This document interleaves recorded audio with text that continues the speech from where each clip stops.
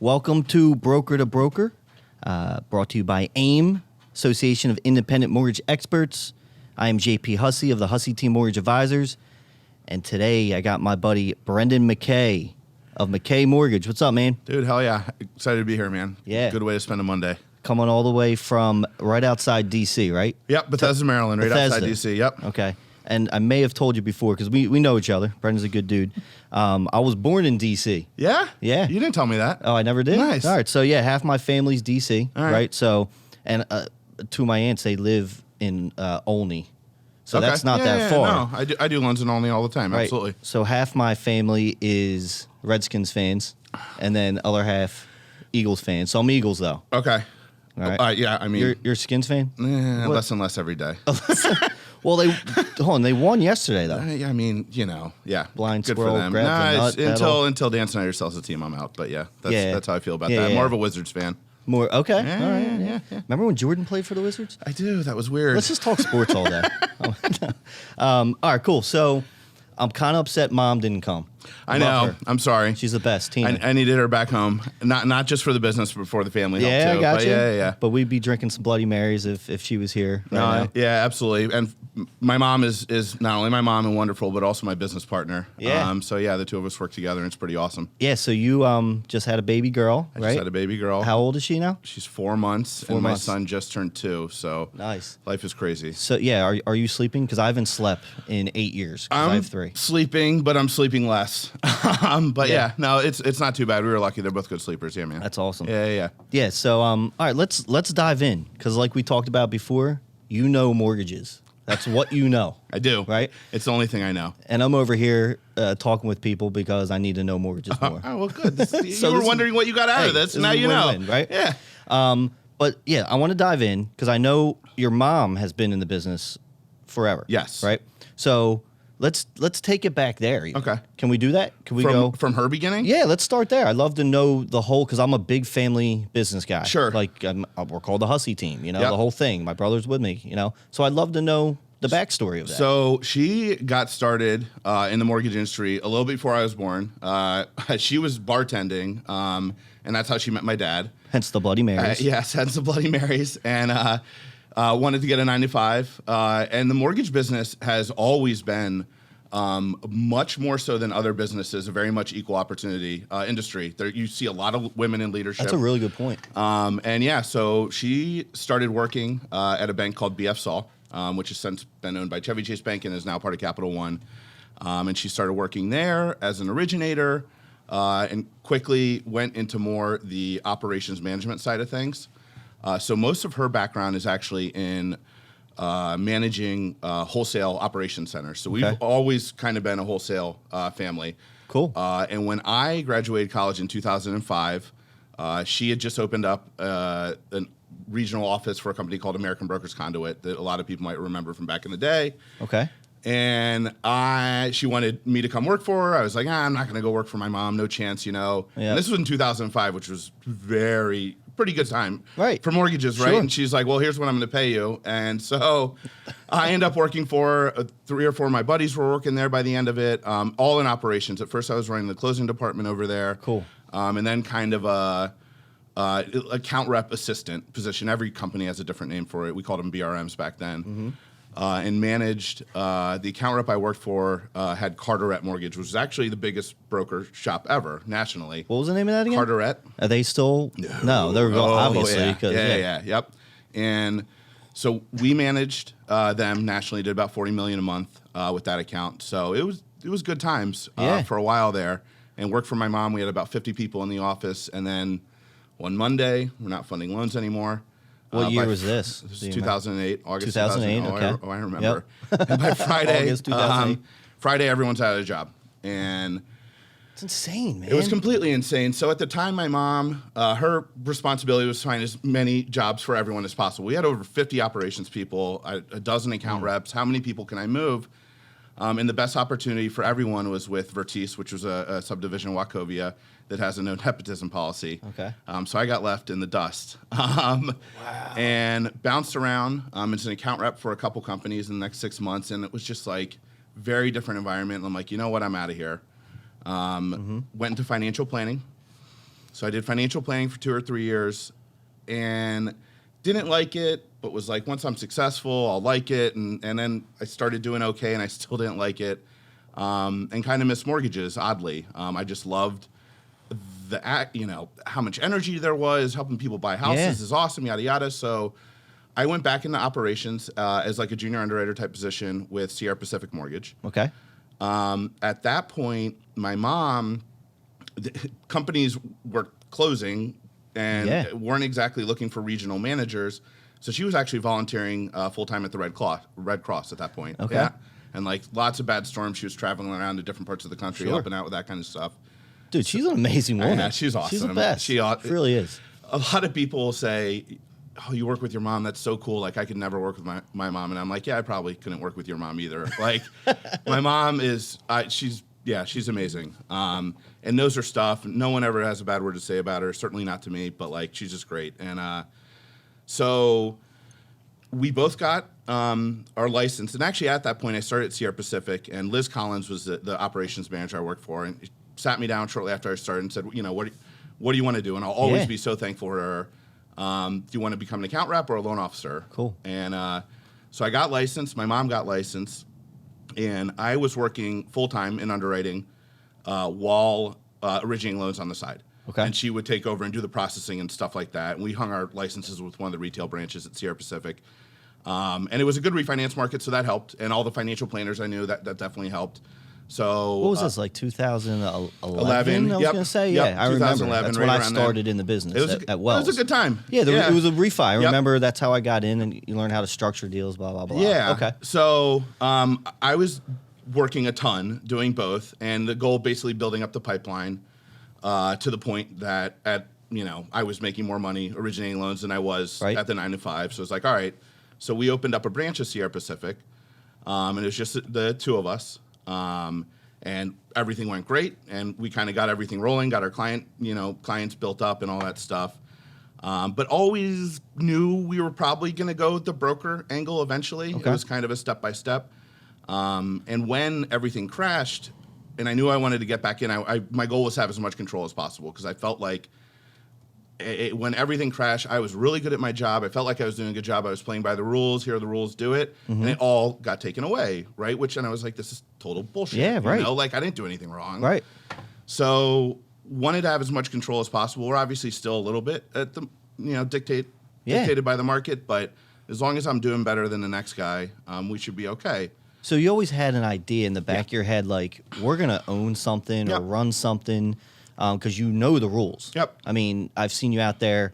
I think you were with my boy Evan Wade. You guys were, lobbying or doing something, right? Yeah, no, we do that. Yeah. We'd love to get into that. But you always had in the back of your mind that you're going to you want the control. Yep. And I've said this on many other podcasts, but there's a misconception that brokers don't have control. We have more control. No, it's the opposite. And one of the biggest, so we became brokers in April of 2000 and where are we? April of 2016. 16, okay.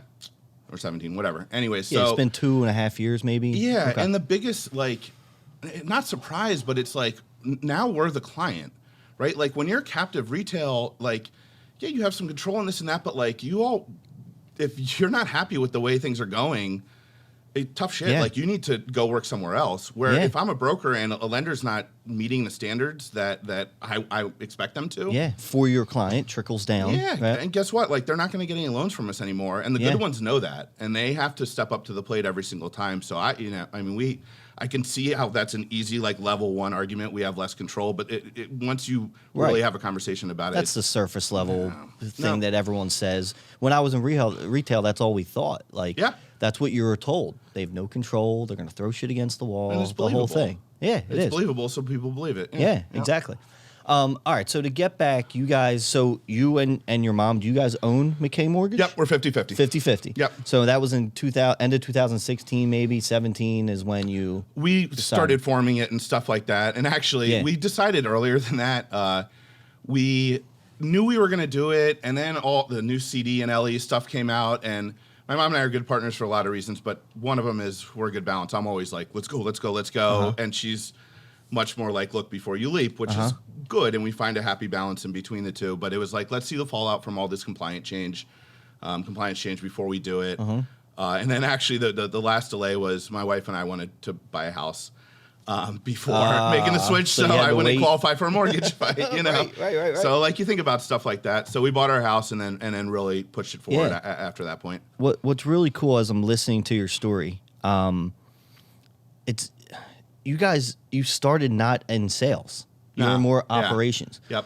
And I remember the first time we spoke or met, you had told me that like McKay Mortgage is really just like we're a bunch of operations and underwriters. Yep. Right? No, and it's by far So our it's really biggest cool. competitive advantage. Like I tell people, like we make mistakes like everyone else. I think we make a lot less so. Like we really do pre-underwrite the files, and not just my mom, but also Matt Lindy, who is our office manager, processor. He underwrote for 5 or 6 years. Smartest person I know. Yeah.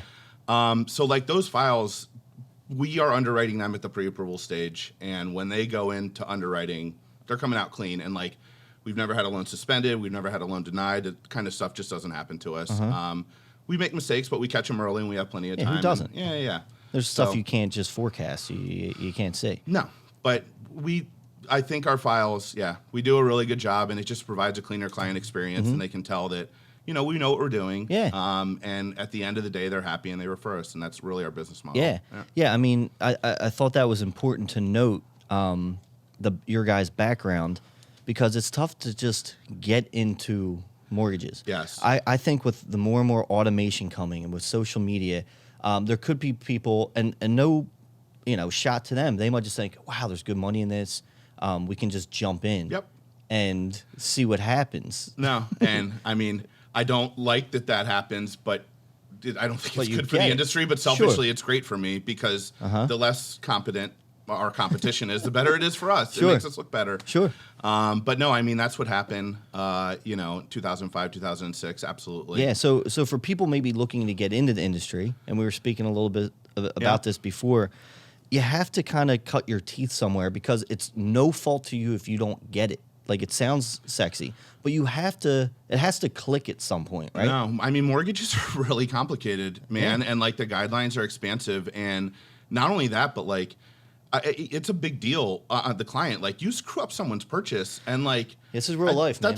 That's a lot of responsibility, and you're not just screwing it up for them. You could be screwing it up for the seller and all these other people that are counting on you to get it done. And it's not a responsibility that we take lightly. And like our experience in operations is like a PhD in mortgages, and we don't know all the answers, but we know where to find them. Yeah, but you made a great point. Like, we had a closing on Friday for a couple friends of mine, and I knew they had to sell their house before they could buy this one, because they needed the cash, right? Yep. For that, and the same day, let's wire the proceeds over, to just transfer. They got some money back, but I didn't realize that the person buying their house, they had someone even before them buying, and then the one that they were buying, the sellers were sitting there buying their other house. I mean, that could have been a chain of 6 or 7, 8 families. Yep. And if one company or LO or something happens, that can screw up everything for that many people. Yep. It's insane. I don't think people realize it sometimes. And you should be aware of it. Sometimes you can drive yourself crazy and not sleep at night thinking about it too much. And I want to get into that soon, but there's a fine line over worrying. But if you don't worry,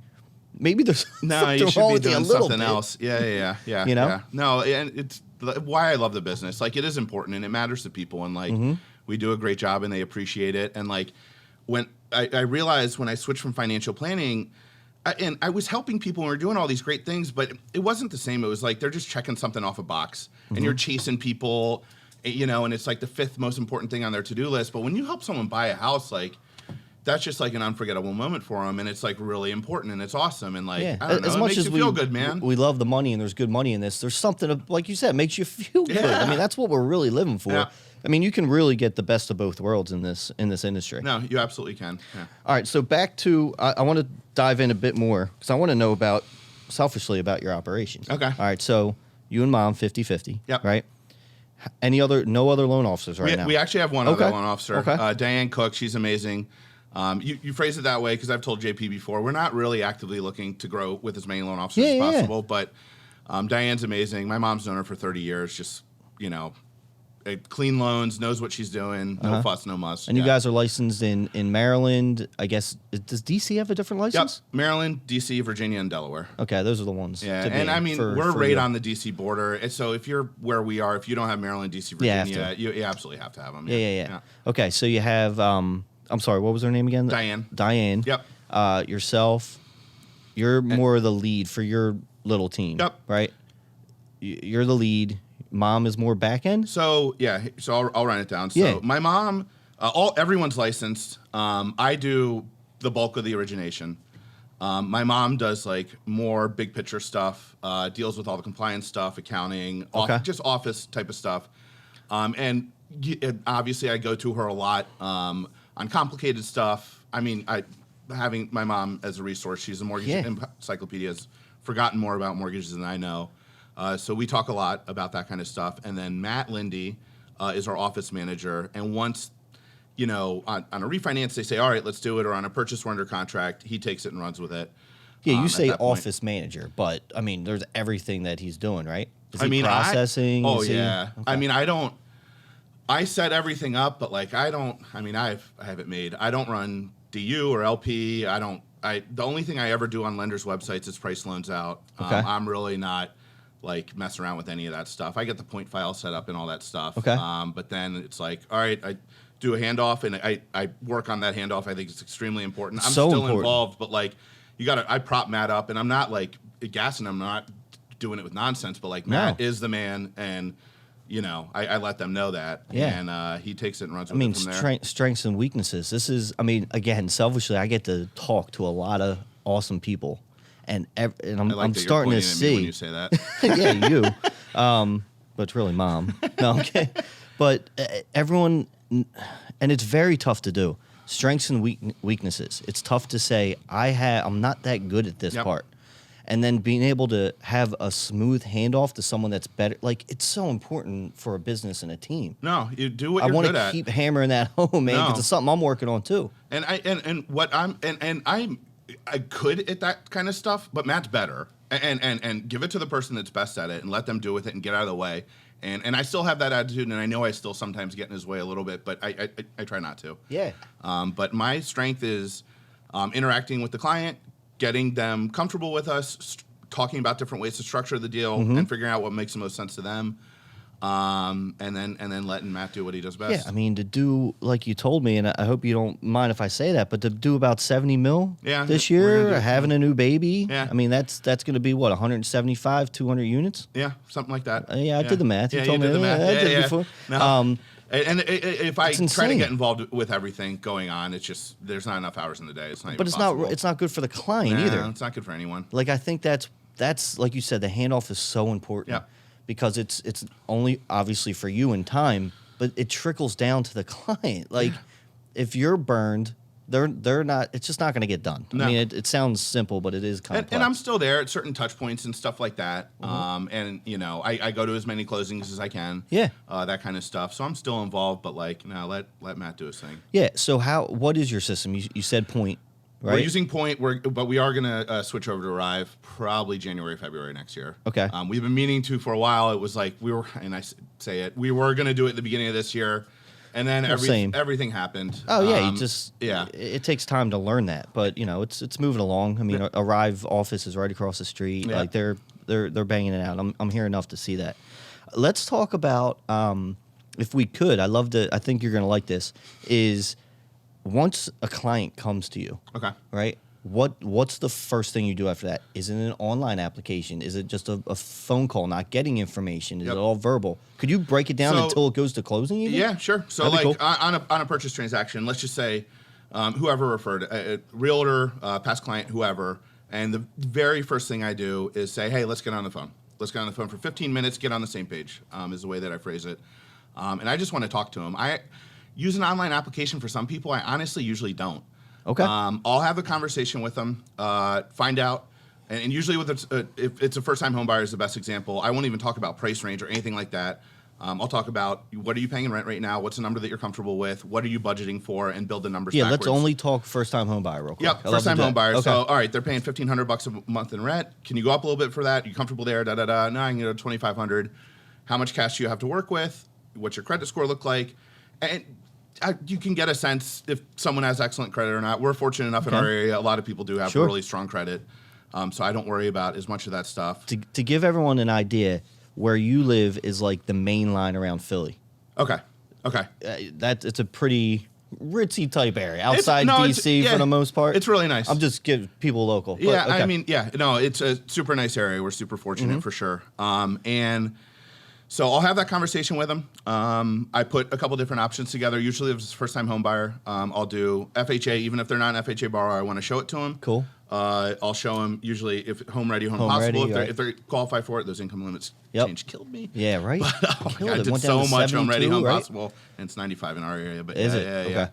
So I'll show them that. With borrower paid and maybe lender paid, less so now. Borrower paid MI got a lot more aggressive this year. And I'll show them 3 different options and have a conversation with them. I show them FHA just because you want to compare it. Yes, and it starts the conversation of rate's not everything, right? I mean, and I don't mean it the way retail loan officers say rate's not everything. I'll be like, look, this is an FHA loan. This is the lowest rate. But look, this is not the best option for you. And I call it a Mortgage 101. I go through them with them. We have our own spreadsheet that we kind of design that shows 3 options side by side with each other. It shows everything, but doesn't overload them with information, meaning it lumps all the closing costs together, all that stuff. This is after you got their info, pulled their credit too? No. This is before you even pull credit. If I have a conversation with them and they go, I have great credit, in my experience, most people, if they say they have great credit, they probably have great credit. Okay. Do you pay your bills on time? Do you do this or that? And I tell them, I go, if I pull your credit and your credit sucks after you said it was good, I understand these numbers are going to be a little different, but, most people are reasonable to understand that. And now, if they start hesitating about what their credit score is, I know that we might want to pull it beforehand. Sure. Okay. And I just want to, because that is an objection a lot of people have. I don't want you to pull my credit. So I just want to get them comfortable, ease into it. 100%.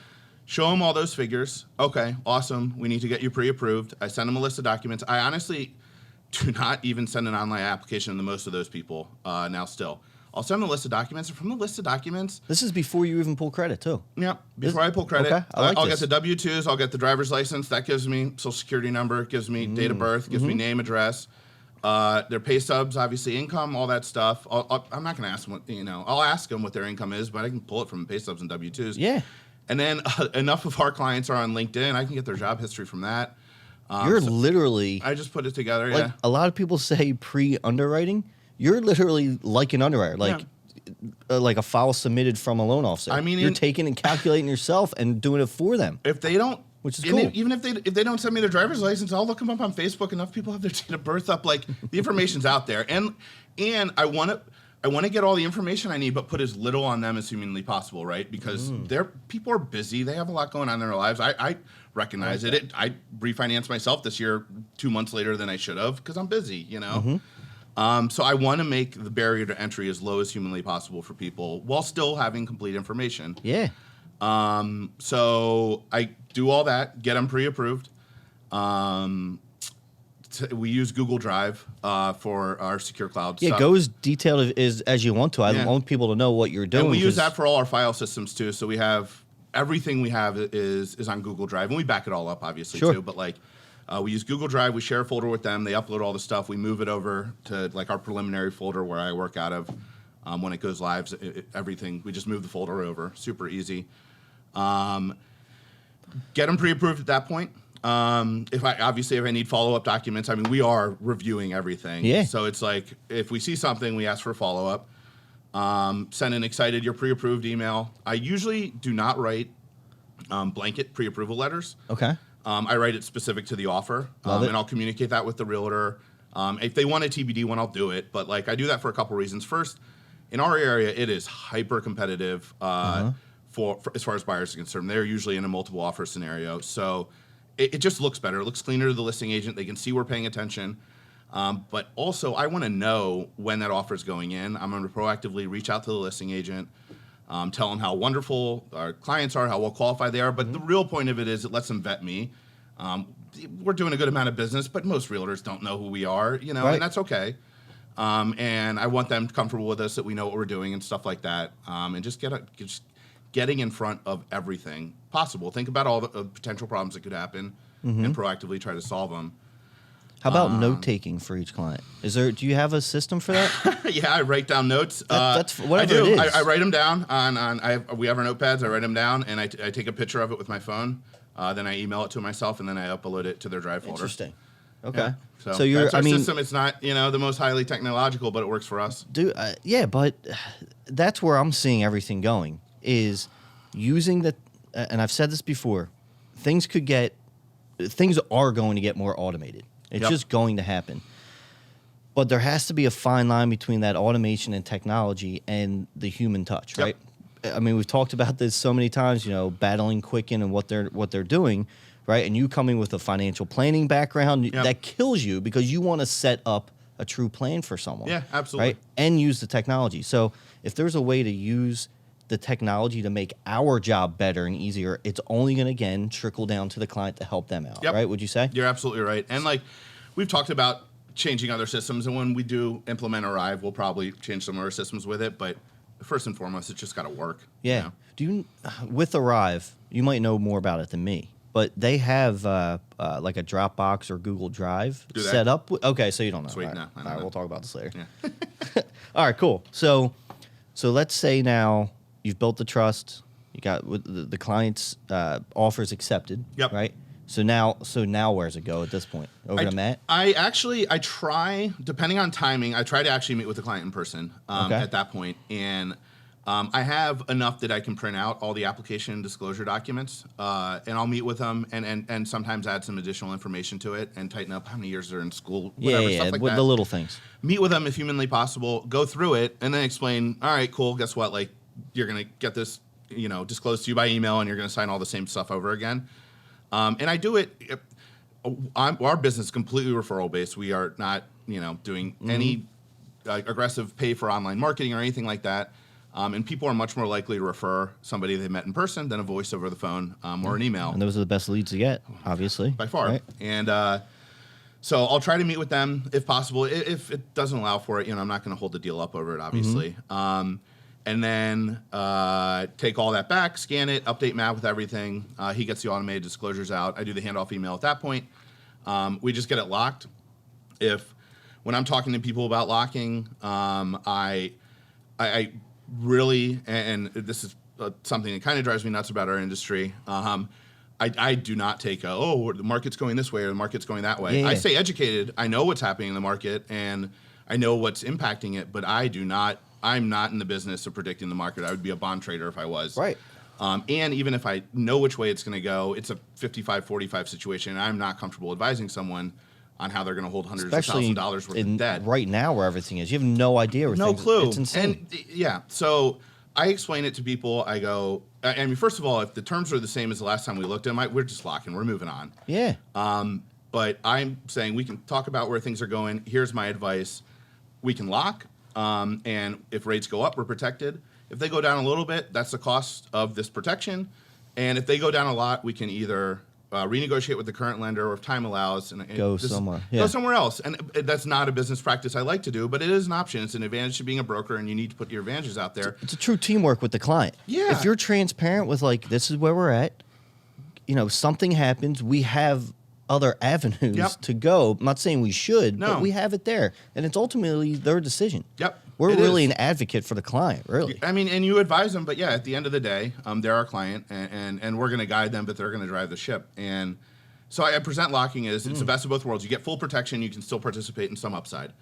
So why wouldn't you lock if that was the case? That's the way I look at it. So then we get it locked, we get it submitted, we update, obviously, at different times, and we're actually working on very excited about Arrive because it'll help automate a lot of that different stuff.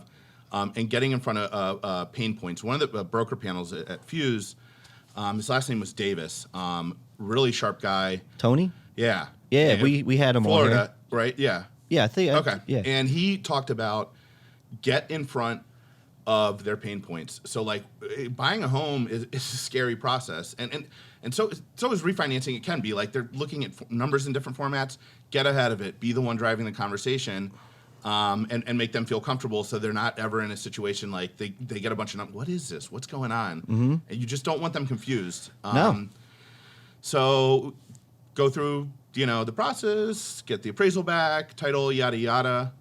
Go to closing. I do less so this year on the refinances. I do try to attend all my purchase closings in person because that's a happy time, and then do our follow-up after that. Yeah, I'd love to talk a little bit more about the purchase and refi, right? Mm-hmm.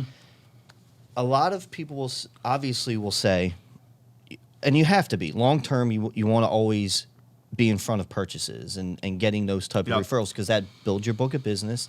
And then later on, they may refinance. Yep. No one stays in a 30-year mortgage ever. It's there to make it affordable. Yep. Right? So, a lot of times when I'm speaking with clients, it's, if they're purchasing, listen, a couple years from now, we're going to look at it. 'Cause like a 15 years is the sexy one. I get it. But let's look in a couple years. Like, this is only the stepping stone to get you into a better spot, right? Absolutely. So, a lot of people get pissed about refinances. I don't want to do them, or I love doing them too. Because it's a true financial strategy, right? Absolutely. So, could you talk a little bit more about the purchase versus refi? So, we're doing a ton of refinances right now. We're doing a ton of purchases too. And the way I've looked at purchases this year, I'm like, they just have to get done. They have to get 100%. done. They have to get cleanly. We're at capacity, but we cannot let a purchase transaction suffer because of it. Never. Because of it, a lot of purchases, almost all of them are going to United Wholesale right now. We just get them done. On the refinances, it's just free business. But it's not always rate, though. It's still a financial strategy, right? The last podcast of this that I listened to, it was the guy out of Sacramento. Galvez, Peter, and I actually emailed him on the train on the way up here because he approaches it very similar to I do, and I learned a lot from that one. I am not like, oh, you should refinance because you're going to save this much a month. That's not. I mean, that is for some people the reason to refinance, but not most of them. It's here's how much interest you're going to save over a 10-year period. Here's how much lower your loan balance will be if you refinance and 10 years later. And now you're looking at a situation, you present it to them, it's like, yeah, it's different in different areas, but say anywhere from $1,500 to $3,000 in closing costs. But over a 10-year period between interest and between a reduction in debt, your net financial balance sheet is going to be improved by 20 to 50. I had one, it was $115,000. And then I say, do you know what rate of return you would have to get every single year to take $3,000 and grow it into $40,000 without adding anything to it in 10 years? It's always like over 20%. Yeah. And you show it to people that way, but I don't oversell it. I'm not like, this is not going to change your life tomorrow.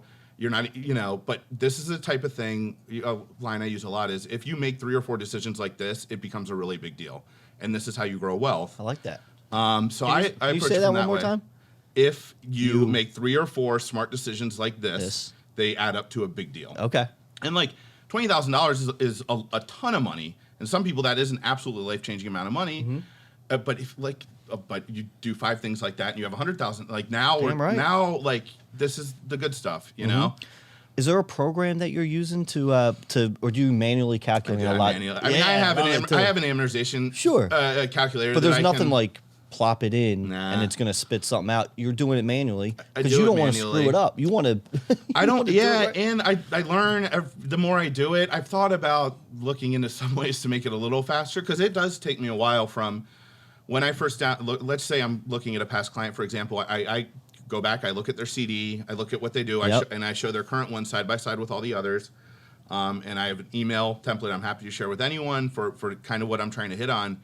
And it takes me a good 30, 45 minutes to really get it done right.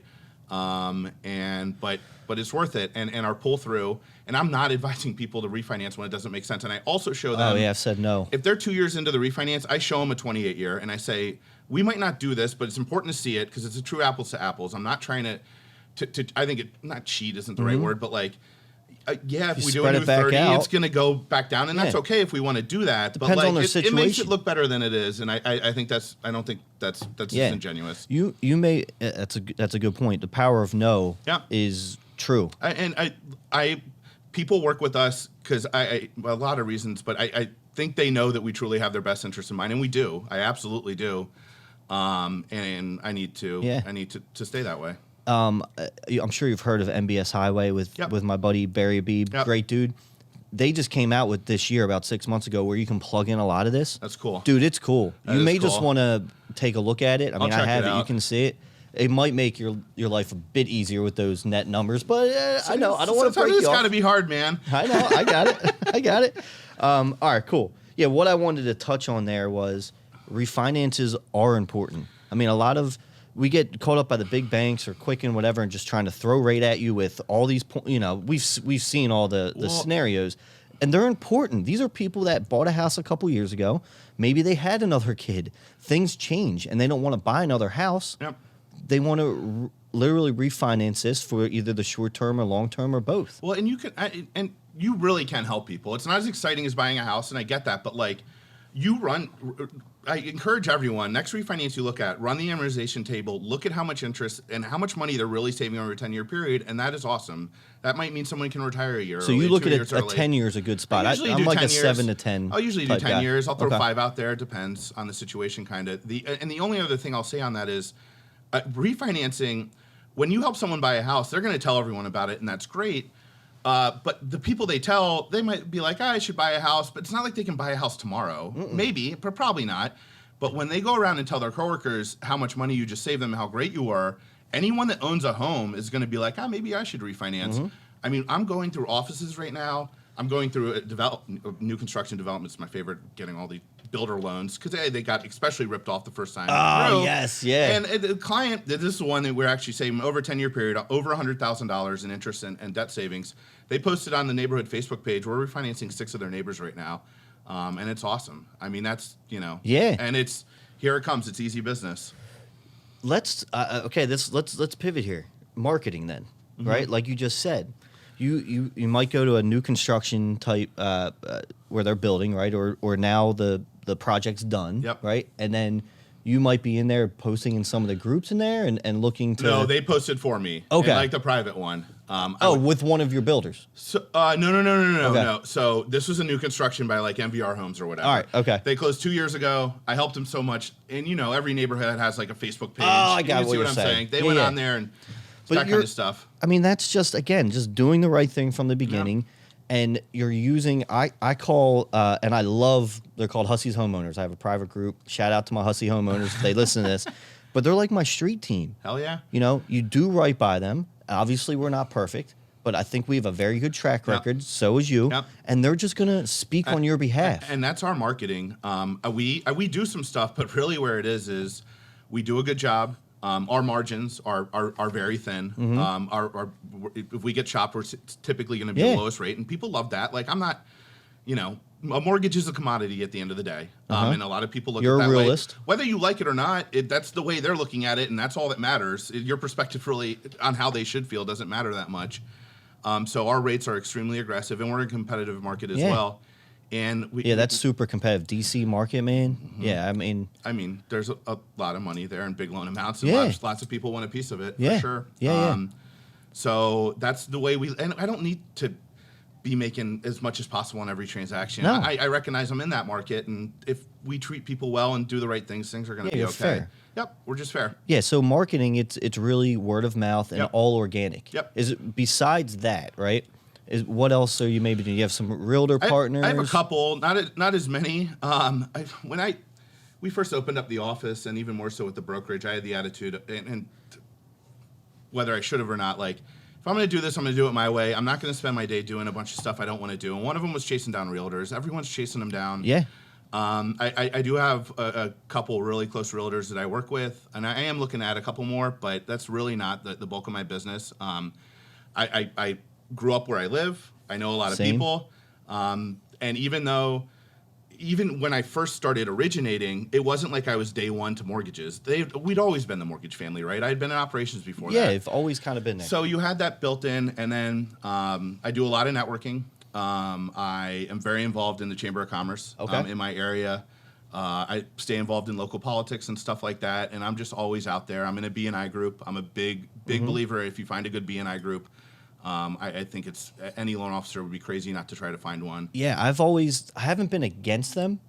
I never was in one, so I can't say that. I'm also crazy, and I see what everyone else is doing, and my idea of marketing is do the complete opposite. hear you. And we've started similar B&I groups just with a bunch of friends. Yeah, well, but sure. This is a good point with people looking to do this. It has to be a good one. It has Because to be if a you're good in a one. shitty one, right, No, it's not good. Yeah, they're hit or miss. I mean, Right. and I'll be the first one to admit it. You have to find a fantastic one, and obviously with a great realtor in there is a big driving factor of it. But if you find a good one when you have a captive audience, that realtor is going to at least give you a crack. I get a lot of business from the title attorney out of the group, and just anyone with their personal transactions or friends and family, they're going to try to, Yeah, Yep. that's great.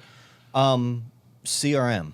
I know we kind of talked about, but what are you using to keep your data, your clients in line? Are you marketing to them at all? I'm assuming not crazy amounts. No, not spamming them. And so we were using Salesforce. Okay. And then we were like, we're going to switch over to Arrive. We kind of dropped that. And right now we're honestly using Excel for it. I mean, and Point. I mean, we'll export it from Point basically. Okay. And that's what I'm using when I'm really going through looking for refinances right now. And also importing mailing lists. We use MailChimp for our newsletter. I send them out. I should do once a month. I probably do it once every 2 months. I write them myself. That's all. You're a lot like me. You can't. What I love about you is, testament to Tina again, not to Mom. Tell me more. Yeah, right. Is that like, not that other people do, but you're so true to yourself. Your name's on the name of the company. Yeah. You don't sell out. You're writing the newsletters yourself. Yeah, and that's why I don't get them out as much, but it's important. I think it's good. Yeah, I used to do one. It was, and this could be because I'm lazy, but it was once a quarter, right? Yep. But I made a point in the beginning, like this is not in the subject line. This is not a robot. This is not written. Yep. This is what I'm saying. I just sat here and yeah, and I do similar stuff that makes it obvious. I go pretty extreme with them. I mean. And some people might think they're inappropriate, but like that, you just got to be yourself. And the people that think it's inappropriate probably aren't working with me in the first place, and that's okay, right? So but I get a huge response from them. Last week I actually sent one out about refinancing, and I had 15 people respond. Nice. And I always include pictures of my kids and all of them too. Yeah, so, I mean, you see my stuff. You have to lead with what. Got to pay for their diapers somehow, man. You know. Let's talk a bit about, like you just mentioned, Chamber of Commerce and politics, right? I know, like we said in the beginning with Evan Wade and a couple other people, you went, I forget where you're at. This is about 4 or 5, 6 months ago. We've done it a couple times to CFPB. Yeah, I'd love to learn more about that, what you're trying to get through or what you did there. So, and John Councilman too. Shout out to John Councilman. Okay. He's the man. If anyone sees him at an event, talk to John Councilman. So yeah, we went down there and John set up these meetings. He knows, all the regulators and stuff like that. And we're really sitting down there, first telling them about AIM, why AIM exists, and who we truly represent. And when they're talking to us, they are getting basically direct feedback from people on the street. And what we're seeing in the market, what concerns we have. And a lot of people might think we're just like, you should get rid of this regulation, that regulation. No. That's not the conversation at all. It's really trying to, level the playing field for brokers, because there are a lot of regulations that are like only apply to brokers or only apply, but not lenders and not banks, which is total bullshit. And then just giving them feedback really on a lot of bad actors, people that are taking advantage of homeowners, especially veterans. Our conversations that we've had with people. And just having a conversation with them, getting to know them. It's like anything else, you build a relationship so that they know that our intentions are true. Yeah, basically. And how's it being when you're there and you're seeing them face to face? How are they taking it? Insanely well. I mean, you think of the CFPB like this, they're people, and they're trying to do their jobs, and they're trying to do a good job, and they're not. And it was set up to protect the consumer, absolutely, right? Absolutely, and the consumer should be protected. Now, I'm not. There are some regulations that I disagree with. Sure. But they have best intentions. They're not out there to kill business or do this or that. They have best intentions, and they want to hear. They want to hear from people. And when I first started getting involved in local politics, it's the exact same thing. These legislators, they want to hear from people. And when something made me mad and I first started firing off emails, I couldn't believe like how many state senators and stuff. I'm like, oh my God, this guy actually responded to me. Yeah, it's pretty cool, right? Like, holy what? And then 2 years ago, there's a Maryland specific law, without getting into it too much. Yeah, but I wanted to kind of know what you're doing. There was a law that only applied to brokers. If you or I did the loan for somebody, say we helped them purchase the house, and then a year later rates had dropped a bunch and it makes sense to refinance, we would, as brokers, not be able to profit off that refinance. We'd have to do it for free. So that's a 24-month. You were not allowed to do 2 loans for somebody in a 24-month period. Okay. Wow. Only brokers. Total BS. And it was an anti-churning. I had good intentions, yada, yada, but like made no sense whatsoever, was completely overlapped by federal regulations and yada, yada. You get the idea. Yeah. So I'm like, well, this is bullshit. So I emailed the senator that was proposing repealing it and was like, whatever I can do to support you, here's how I feel about the matter, et cetera, et cetera. And within a half hour, his assistant emailed me back. We would love to have you come testify in 2 weeks. So I went down and testified for the bill, and it got passed, and it was really cool. Holy shit! Yeah. Hold on. So you were like, this is bullshit, Yeah. right? Then I think we said bullshit a lot on this, Yeah, but I I mean, love it. you When can I start throwing F-bombs on this? No. So all right, you started this, then you went down, and it got some. Well, I didn't start it. Not People started, had already but put it in place, and the local Maryland you were Association too. hitting hard And on it. Yeah, and I emailed the guy, and one thing led to another, and I was like, "This is so awesome! Of course, I'll come testify." So And now in Maryland, that doesn't exist anymore? it doesn't exist. Holy, that's Yeah, awesome. it's dude. awesome. And like That's at the cool. time, it was like rates were going up, and I'm like, this doesn't matter to me, but like this is important. This is wrong, and it needs to be fixed. And I mean, this year I need to add up all the loans that I've done, refinances that I've done that I would not be able to do otherwise if that law was still in place. So it's really cool. That's cool, Yeah, man. yeah, yeah. And you're putting people in better financial planes. The reason that was kind of in place because of the like churning and just trying to show a lower rate to entice people to refi, even though there's all these costs here. Not look like, No, yeah, we can get cool. into that all day. It was cool. That's cool, man. Well, congrats. That's cool. Yeah, thanks. All right, so we have about 5-10 minutes. Okay. All right. I want to know, since you've been in this your whole life and you started not as an LO, Okay. right? If someone was getting into the business today, Okay. and let's say as a loan officer, right? What do you suggest? Where did they start? Where do they start? Learn as much as you can about operations and underwriting and guidelines as humanly possible, but then just know when you can say, I don't know. Yeah. It's okay to say, I don't know, I'll get back to you. That's my best advice. The back end first before you start going and selling. Yep, and a lot of times I think the broker channel is at the end of the day the best option for the consumer and the best option for most originators. But sometimes it can be hard to find a bigger broker shop. I think that's changing rapidly. That Sure. really has the training and all the resources put into place that a brand new loan officer is going to need. Frankly, I don't have it. No. I'm not a good place for a brand new Yeah. loan officer. And in our area, local lenders are really strong, and sometimes they can provide that lending or that learning curve that they need so they can become brokers eventually. Because you are jumping into the deep end when you become a it's great. broker. And AIM has a lot of reresources. I know they're tons. working on it. That could be a good spot to start. No, there's a ton. UWM as well. I mean, what we did, Oh, we yeah. reached out to Home Point actually, and they put us in an amazing situation when we knew we were going to make the jump. They basically processed our entire broker application. Except for the final thing, so that when we went live, When day you were one, ready to they roll. pushed a button and we could start originating immediately. And we'll Okay. always appreciate them for that. But Nice. yeah, I mean, I wish the Become a Mortgage Broker program UWM has now existed when we were, because Oh, yeah. we would have made a few And less it's growing. mistakes. You're but yeah. seeing more and more. Yeah, Just in yeah. this 1 year that I've been in the business, everything, so much has evolved. I feel like I've been in the broker world for 10 years. It's Yeah. been less than a year for me. It's been cool. All right, last question. I usually ask, where do you see the industry? Where do you want to see the industry in, let's say, 5 years? Since you're doing some lobbying and what you're trying to change, where do you want to see it? That's a loaded question. It also doesn't matter what I want. We'll see if it happens or not. I would love to see an even playing field between brokers, lenders, and banks, and full transparency. I don't even mind that we have to disclose our compensation and stuff like that. It's transparent. People know it's fine, you know.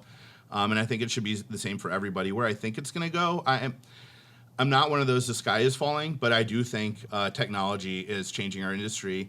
And I don't think computers are going to take our jobs, but I acknowledge that it's possible. And I'm behaving in a way that accounts for the fact that it may move that way, and maybe it won't take my job, but it could take other ones. Sure.